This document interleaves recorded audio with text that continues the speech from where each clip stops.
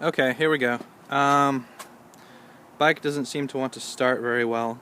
It's making this high-pitched noise. Yesterday it turned over just fine and then died after about a minute of idling on full choke. Now it won't start at all. I'm going to demonstrate it. Which way does it need to face? Well, you can see it, babe. Good? Yeah.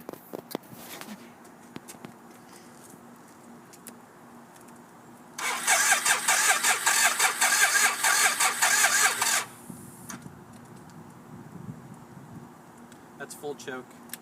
Choke off.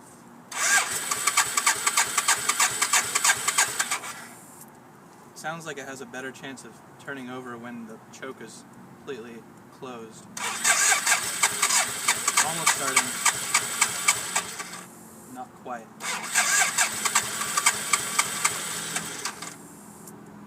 The battery light is on the dash.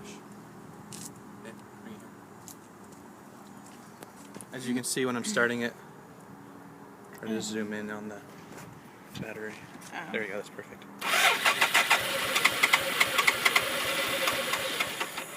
It just doesn't turn over, just dies. Please help.